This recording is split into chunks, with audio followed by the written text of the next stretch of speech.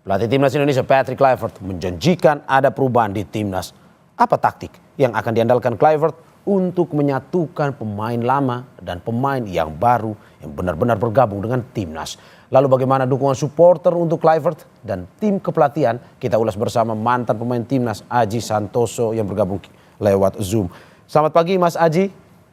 Selamat pagi, Bung. Terima kasih Mas Aji sudah bergabung di Dialog Sapin Sama-sama. pagi hari ini. Dan juga pengamat sepak bola Haris Pardede. Selamat pagi Bung Haris. Selamat pagi juga Bung Mario dan juga Coach Langsung dari Aji. Australia. Pagi, Bung. Pagi, Bung. Langsung dari Australia ini ya Mas Haris. Betul.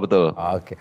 Dan juga peneliti Litbang Kompas yang sudah bersama saya di studio, Vincentius Gitiarko. Selamat pagi Mas Tiar. Pagi, Mas. Terima kasih Ya, Bapak-Bapak selamat sudah pagi Mas Tiar. Pagi, Mas. bergabung di Selamat pagi, Dialog Bang pagi. Tiar.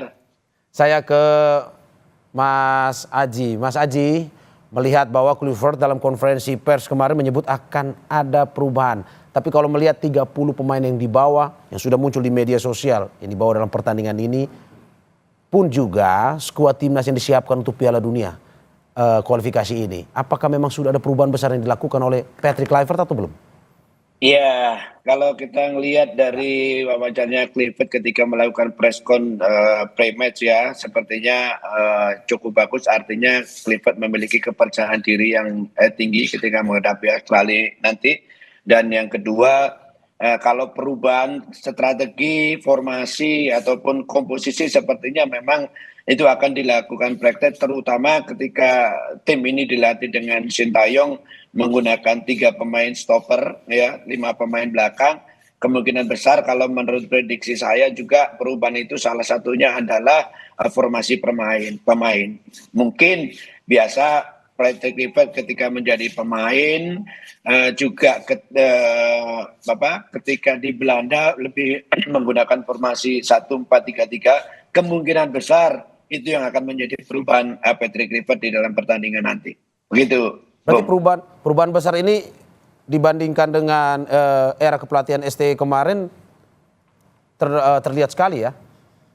Ya kita kan belum tahu, artinya perubahannya nanti seperti apa karena kan Patrick Kluivert kan juga baru nanti pertandingannya itu. Tapi menurut saya, menurut prediksi saya, dia tidak memakai 3 pemain belakang, tidak memakai 3 center back. Kalau saya lihat berita-berita dia lebih banyak menggunakan 4 pemain belakang, kemungkinan formasi yang akan dipakai kalau enggak 4-3-3, 4-2-3-1. Tapi saya lebih cenderung mungkin akan menggunakan formasi 4-3-3.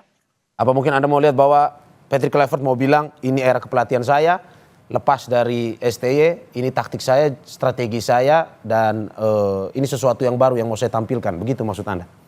Itu pasti, karena setiap pelatih memiliki cara bermain sendiri-sendiri, memiliki formasi pemain. Dan menurut saya itu, Patrick itu juga akan menunjukkan bahwa sekarang eranya Patrick Kluivert bukan eranya STY lagi. Dan menurut saya perubahan-perubahan itu yang akan dilakukan oleh Patrick Kluivert. Oke, saya ke Mas Haris. Mas Haris, bagaimana melihat perubahan ini? Apakah sudah ada perubahan dan arahnya kalau Anda lihat positif, tidak hanya pertandingan Australia pada hari ini, tapi juga untuk kualifikasi Piala Dunia atau bagaimana? Ya kalau saya justru melihat ya kalau perubahan mungkin atau hampir pasti ada ya, karena that's why mereka ditunjuk jadi pelatih baru menggantikan Sintayong, tentu diharapkan ada perubahan. Tapi perubahan seperti apa? Saya rasa tidak akan terlalu berbeda jauh menurut saya. Kenapa? Karena tim ini nggak punya banyak waktu untuk berlatih secara bersamaan. Betul, mereka memang sudah menjalin komunikasi dari interview yang kebetulan saya lakukan, Rafael Struijk, Ole dan juga Justin Hapner. Mereka mengatakan memang ada komunikasi, bahkan Zoom dengan Patrick Kluivert. Cuman mereka tidak membocorkan apa yang disampaikan. Nah, saya menyimpulkan untuk formasi yang ditampilkan malah sepertinya sama ya, terutama back di belakang ya, 3 back. Kenapa? Ada 2 alasan utama yang sering saya sampaikan di sini. Pertama, para pemain ini sudah terbiasa bermain sebagai 3 back ya. Bahkan di klubnya pun mereka rata-rata main 3 back, termasuk juga Rizky Ridho, Hapner kalau memang dipasang ya. Hapner absen nanti dan juga Jait Ses ya, kecuali Hilgers main 4 back di Almere City. Dan yang kedua adalah kalau kita lihat dari pemanggilan itu, kalau kita sedikit cermat, mereka memanggil Patrick Kluivert memanggil 6 center back, bahkan 7.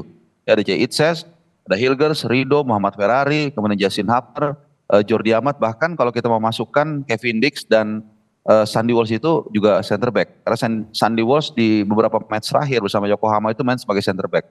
Ya tapi buat saya nggak masalah ya mau main pakai 3 back, mau 2 back, bahkan nggak pakai back sama sekali. Kalau memang kita pulang Ya, pulang dengan bawa poin, saya pikir nggak ada masalah. Semua orang pasti senang, semua orang pasti happy. Kalaupun nggak bisa bawa 3 poin, 1 poin pun saya juga kalau buat saya masih happy. Demikian. oke. Tapi kan ada yang bilang bahwa prediksi dengan ada tambahan 4 pemain baru kemarin, 4-3-3 paling cocok nih formasinya untuk Indonesia versus Australia pada hari ini. Karena melihat bahwa Indonesia diharapkan lebih berani untuk main menyerang. Tapi kalau Anda lihat dengan ada numbback yang dipanggil oleh STY, apakah mungkin, oleh Clifford, apakah mungkin saja akan lebih bertahan, lebih ke dalam bermainnya, atau justru akan saling jual beli serangan pada hari ini? Iya, yang pertama 6 itu center back, jadi bukan hanya back ya, karena back ada back sayap juga. Nah, menurut saya tidak melihat kita akan bermain terlalu all out juga atau total football. Mungkin kita lebih hold bola lebih lama karena mungkin pemain yang yang nanti akan diturunkan lebih cair begitu ya. Tapi apakah kita berani all out attack menghadapi Australia, tim nomor 4 di Asia secara peringkat, tim yang paling atau cukup sering langganan Piala Dunia, dan mereka juga bukan tanpa motivasi ya, mereka juga belum pasti lolos gitu, dan mereka akan main home gitu. Jadi saya rasa dan satu lagi kalau kita lihat karakter dari Alex Pastoor ya, kalau kita cermati 2 musim lalu terutama, ini saya sering ungkapin nih, di Almer City saat itu dia berhasil membawa Almer City promosi untuk pertama kali ke Eredivisie, kemudian dia mempertahankan tahun berikutnya. Nah ketika dia mempertahankan Almer City di Eredivisie, itu dia tim nomor 2 paling sedikit mencetak gol. Dan dia mengatakan dia tidak peduli bermain dengan cara apapun selama dia mendapatkan hasil, which is buat saya nggak masalah gitu. Jadi mau main nanti counter press, mau main sama dengan Sintayong, mau beda, mau apa, kalau dia bawa 3 poin, buat saya itu that's the most important thing. Oke. Saya ke Mas Haji. Mas Haji, bagaimana melihat bahwa formasi yang akan diprediksinya, formasi yang akan dibawa oleh Clifford pada malam hari ini, apakah memang akan lebih menyerang dengan formasi yang misalkan kita lihat prediksi 4-3-3, ataukah bermain lebih ke dalam, lebih bertahan, ataukah juga dengan tambahan pemain baru ada oleh Romeni ini akan digempur nih, saling jual beli serangan? Oke. Jadi gini Bung, seorang pelatih, seorang head coach itu menentukan cara bermain, apakah kita nanti bermain menyerang atau bertahan, itu tentunya pelatih membaca situasi. Artinya pelatih sendiri harus mengetahui kekuatan tim sendiri, kekuatan tim lawan, baru menentukan cara bermain yang seperti apa. Kan begitu? Ya kan? Nah, selama ini kalau kita lihat di Indonesia kemarin itu main ketika masih eranya Sintayong, Indonesia sebagai tuan rumah itu kita masih banyak lebih ketekan. Saya sampaikan bahwa waktu itu permainan kita, saya tidak melihat pemain pegang bola, holding the ball, possession play-nya sampai 5-7 sentuhan tidak ada. 3-4 hilang, 2-3-4 hilang gitu. Artinya pemain-pemain kita dalam keadaan tertekan. Itu karena memang dilakukan oleh tim Australia, banyak melakukan menekan. Nah, untuk pertandingan nanti ya tentunya apa yang akan dipakai strategi nanti, apakah open, akan menyerang ya.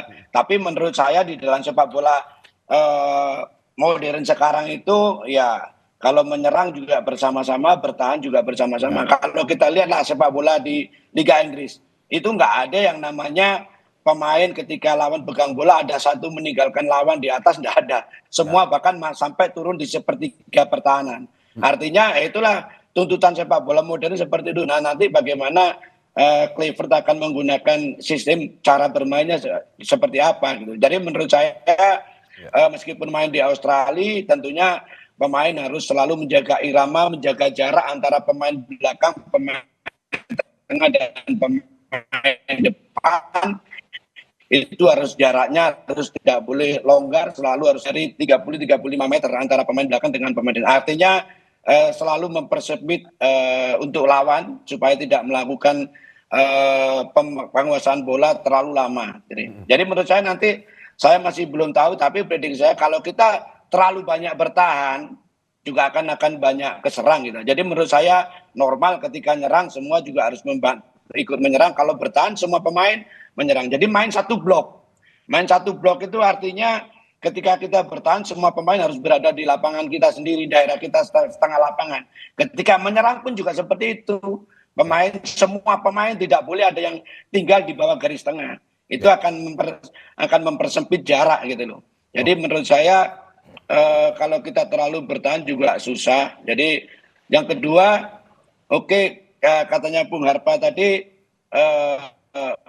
apapun yang dipakai cara mainnya yang penting poin itu bagus. Tapi kalau menurut saya akan lebih suka kalau kita mendapatkan poin dengan main bagus. Itu akan lebih menarik karena dengan main bagus itu kita akan memperbesar mendapatkan peluang gitu. Kalau kita main bertahan aja sekarang aja di dunia sepak bola sekarang sangat tidak menarik gitu. Ya. Menurut saya seperti itu. Coba lihat sepak bola di Inggris, kompetisi Inggris atau timnas semua main. Mereka mesti hanya main aktif dan menang. Pertama menang dulu, pertama dapat poin dulu. Tapi untuk bisa dapat poin, untuk bisa menang itu adalah dengan permainan yang bagus kan begitu.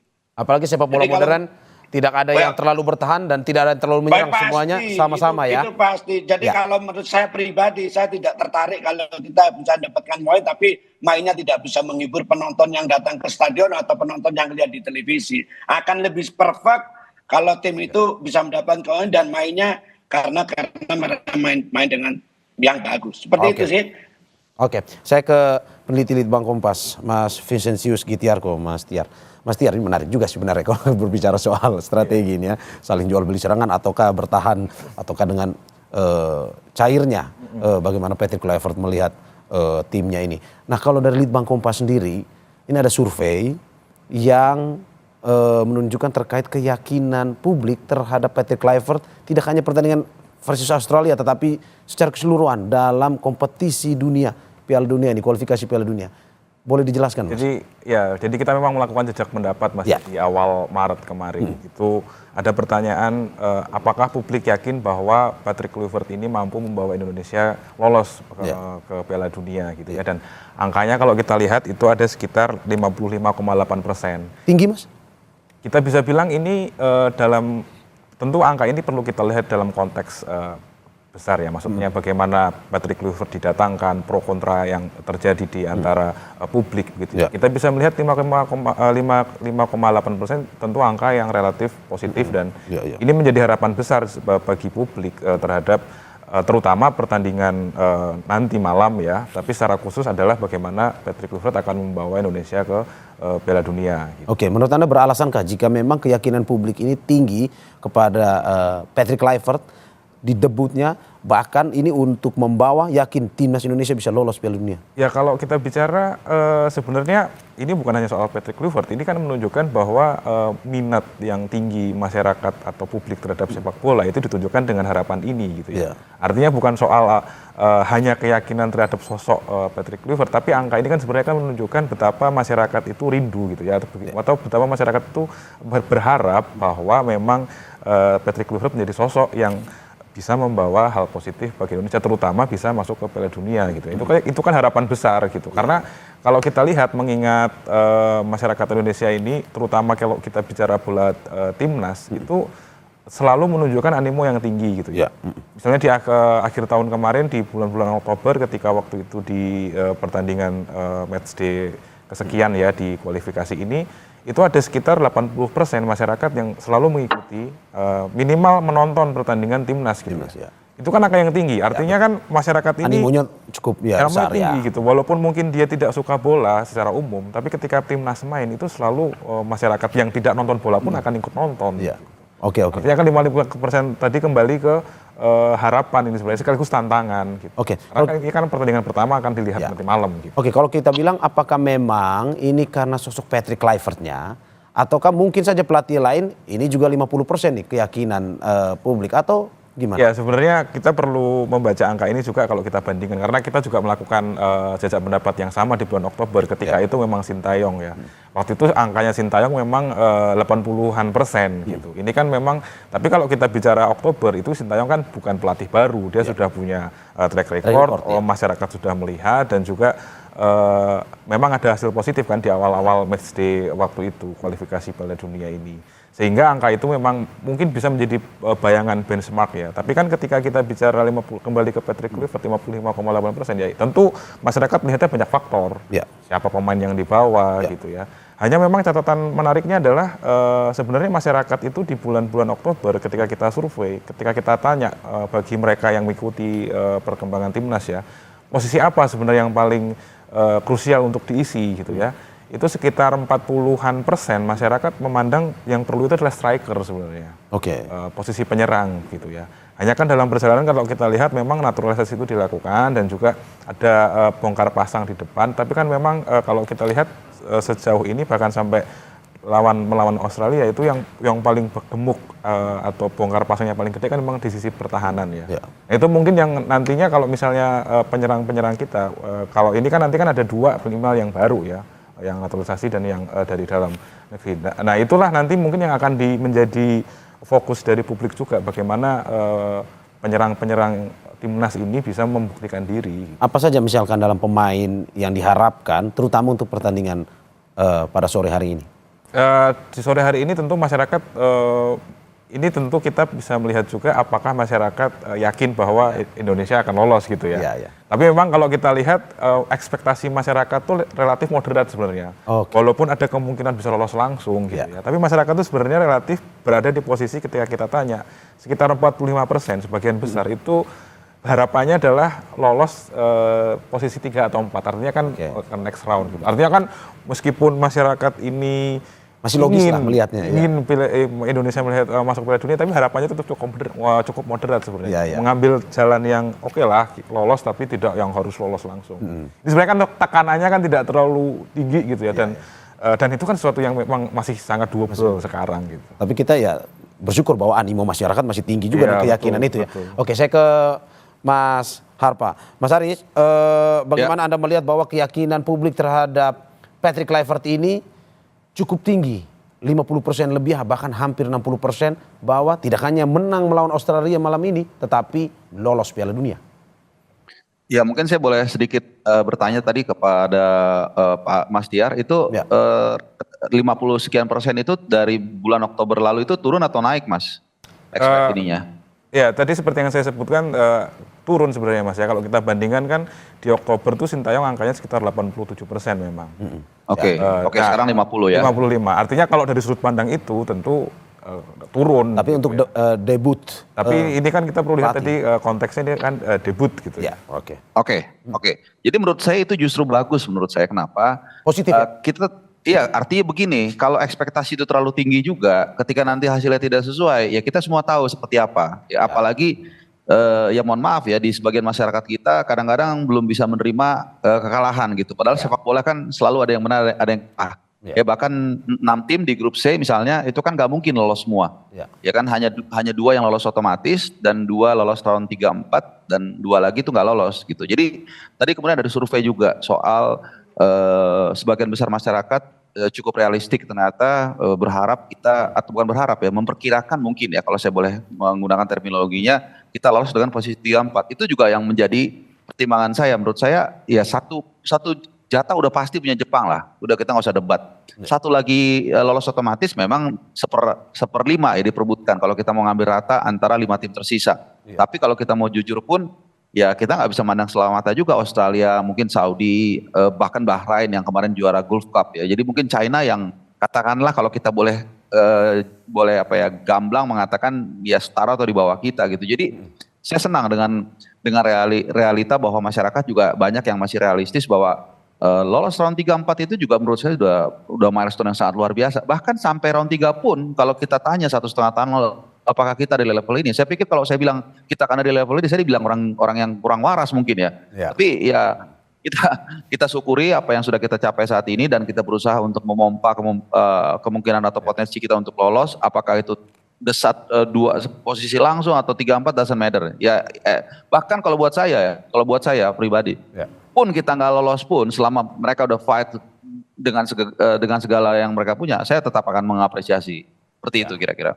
Oke, saya ke Mas Aji. Mas Aji, yang saya ingin tanyakan dengan keyakinan publik yang begitu tinggi, dengan animo masyarakat terhadap pemain timnas di bawah Patrick Kluivert yang begitu besar, seberapa mungkin prediksi pada malam hari ini Indonesia akan menang melawan Australia? Tapi sebelum Anda jawab, kita saksikan dulu saja.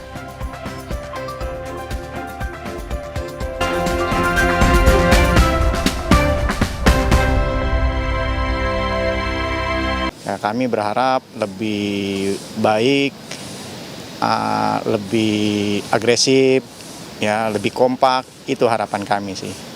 Harapan saya Indonesia bisa main dengan bagus tentunya. Kalau bisa sih lebih attacking nih. Soalnya kan kita jago sebenarnya untuk nyerang.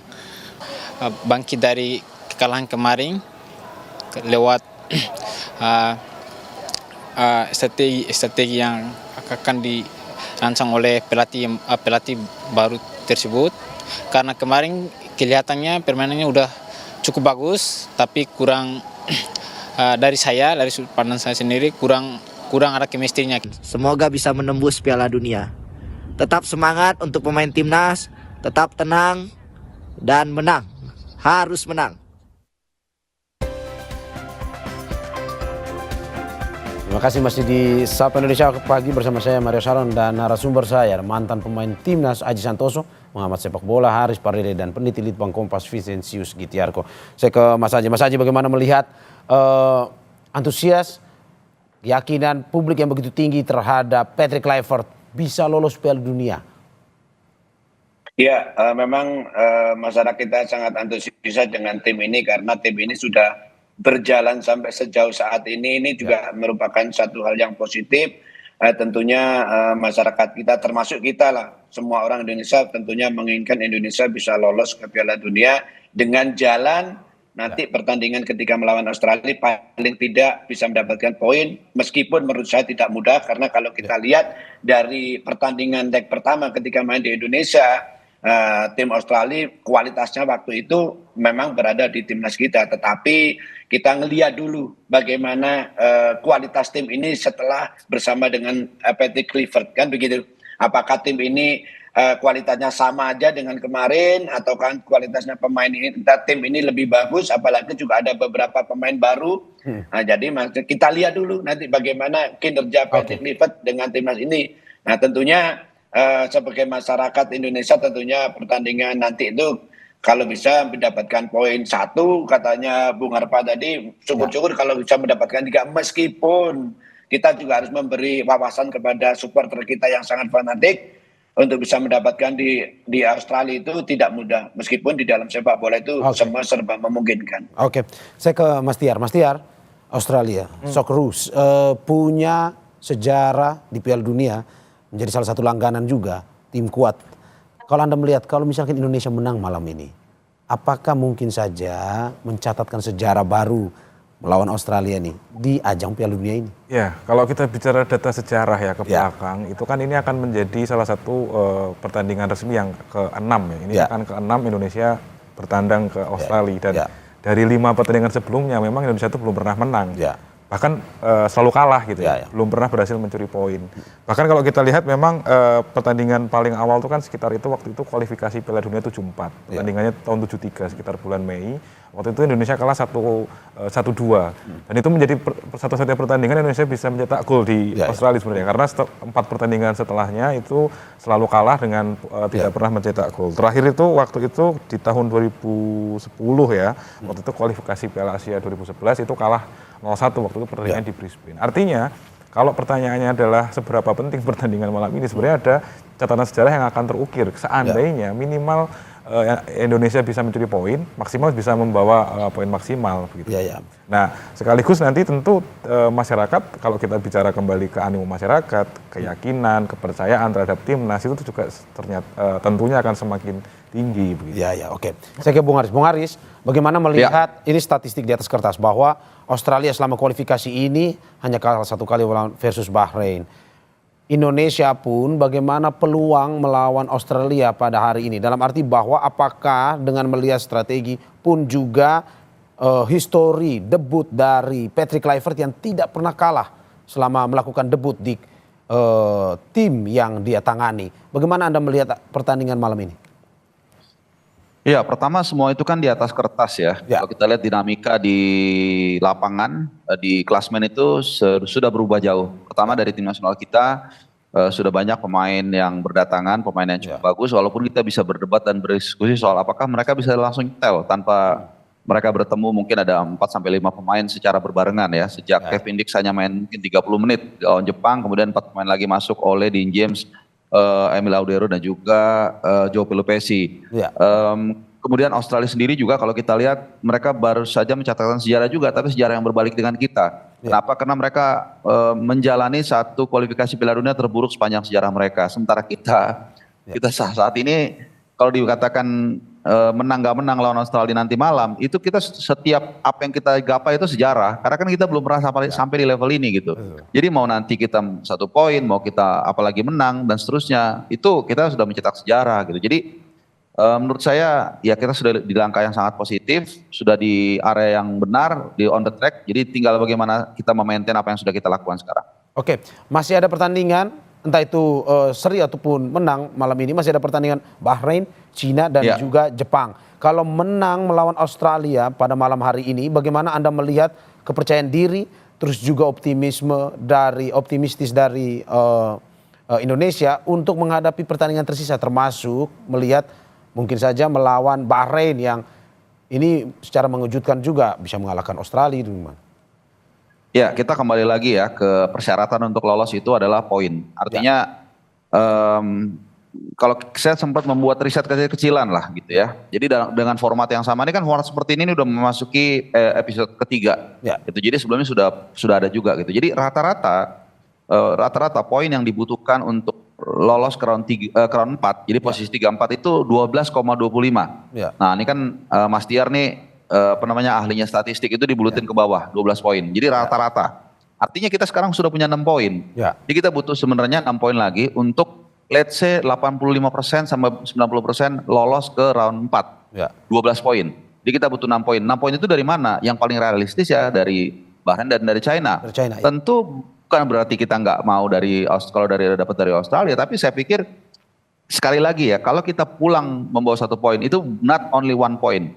Tapi juga menghambat Australia untuk mendapatkan poin lebih banyak. Dan kedua yang paling penting, kita pulang dengan gagah berani, dengan rasa percaya diri yang tinggi dalam menghadapi Bahrain.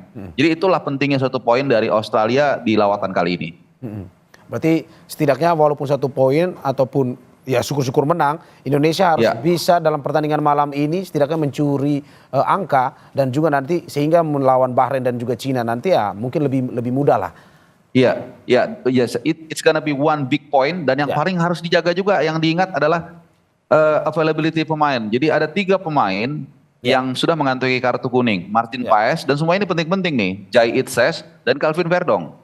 Ya kan, kalau sampai salah satu ini kena kartu kuning, mereka absen lawan Bahrain. That's why menurut saya salah satu alasan didatangkan Emil Laudero, didatangkan juga Dean James, dan juga Joe Pelupesi ya, untuk mengantisipasi hal-hal tersebut gitu loh.